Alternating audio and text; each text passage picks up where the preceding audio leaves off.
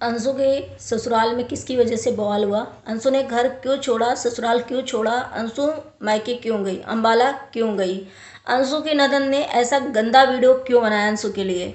अंशु ने भी जब घर से भागी थी और 5 बार भागी, 10 बार भागी, ये क्या मतलब है?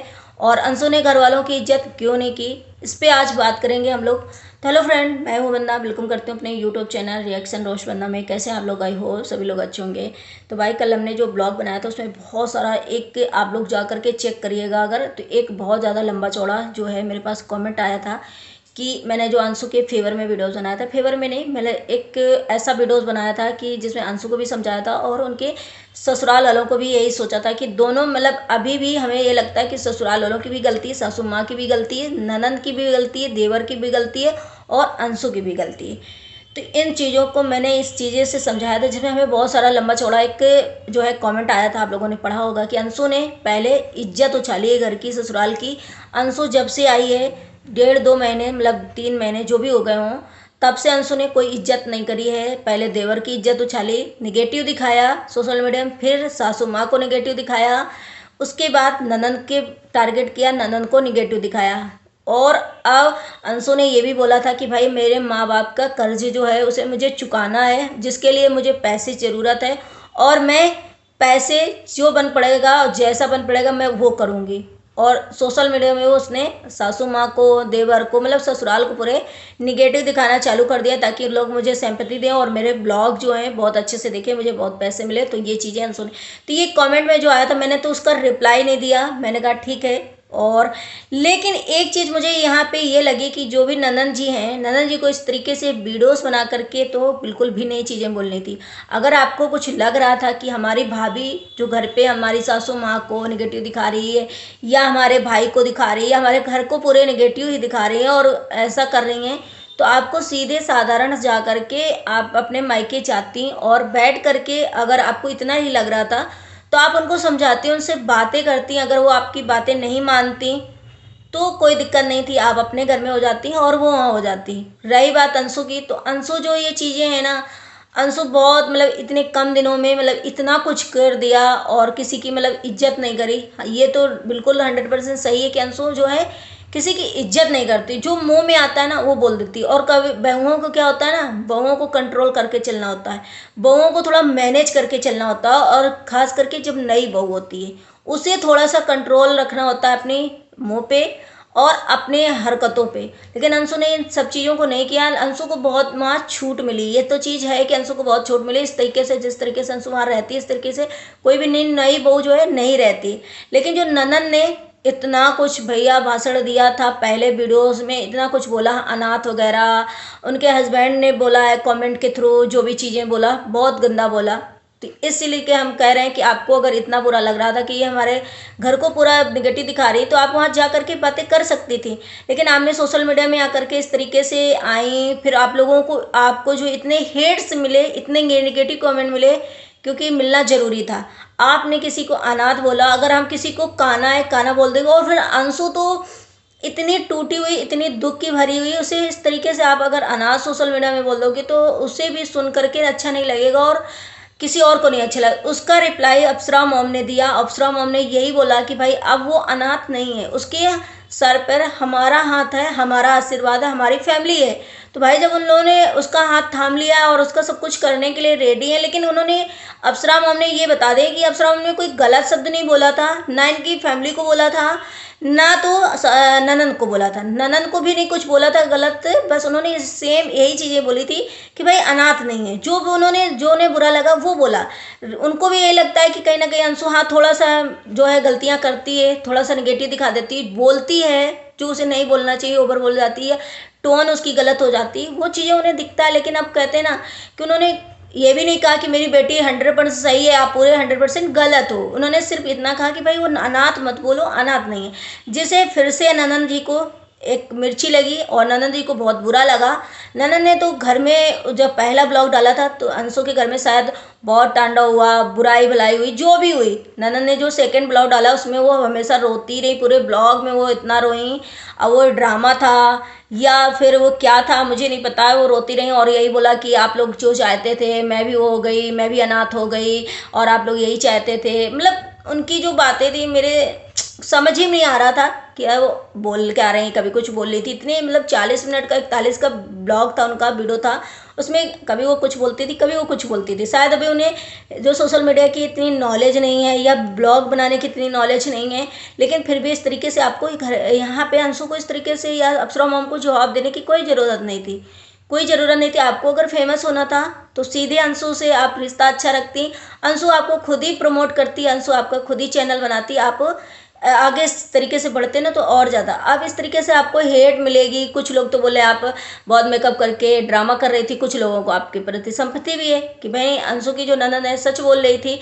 लेकिन अंशु की भी यहाँ पे एक गलती है कि अंशु जब पहले भी, हाँ, माना कि आप डिप्रेशन में हो, माना कि आप बहुत दुखी हो, आप परेशान हो, आपके साथ इतनी छोटी लाइफ में बहुत कुछ हुआ है, लेकिन अंशु जब घर से आप गए थे अम्बाला, वहाँ से गए थे सीवान से गए थे, तो ना आपने मैंने सचिन भाई को बताया, ना उनकी फैमिली को बताया, ना आपने अपने हस्बैंड को बताया, ना आपने अपने ससुराल में बताया किसी को, और आप घर छोड़कर चले गए।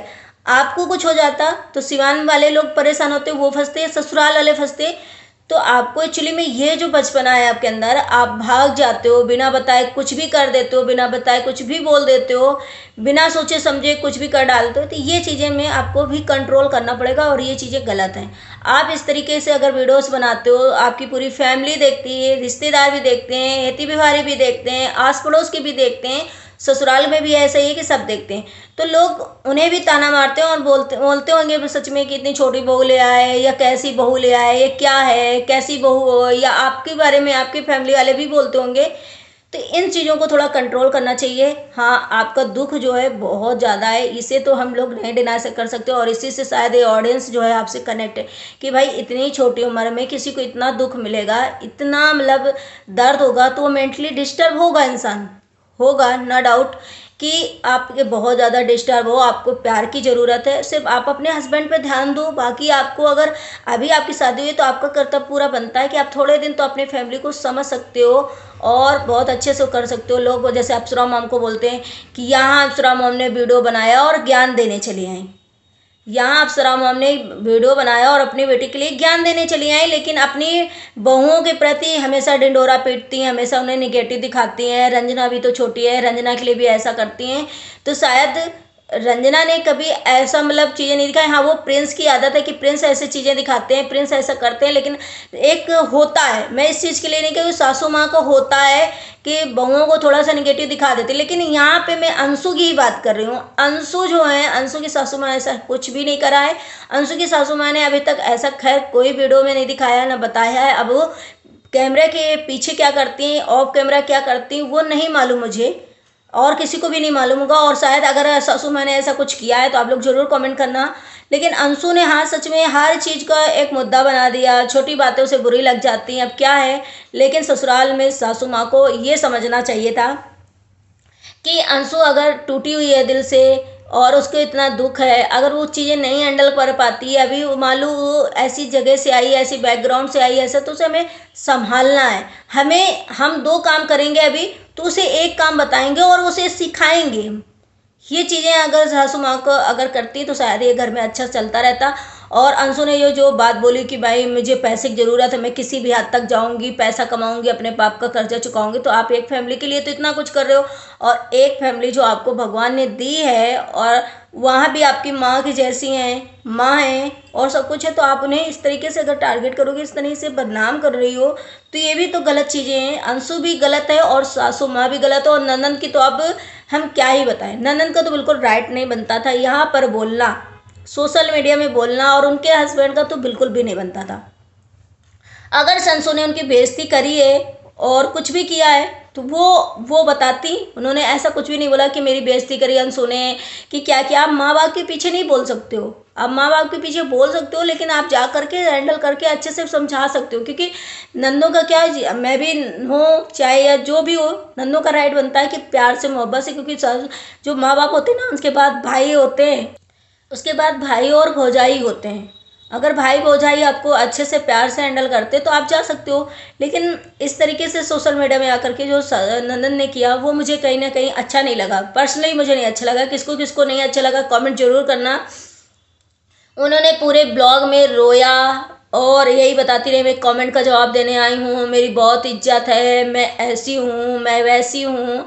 तो ये आपको पहले सोचना चाहिए था जब आप ब्लॉग बना रही थी। आपको ये चीज़ें पहले सोचनी चाहिए थी कि हमारी जैसी इज्जत है ना, उससे हमारे घर की वो भी बहू है, वो भी हमारी है। जैसे आपको अपनी माँ की इज्जत की पड़ी, आपकी घर की पड़ी, तो वो भी तो आपकी घर की ही है अब इस टाइम।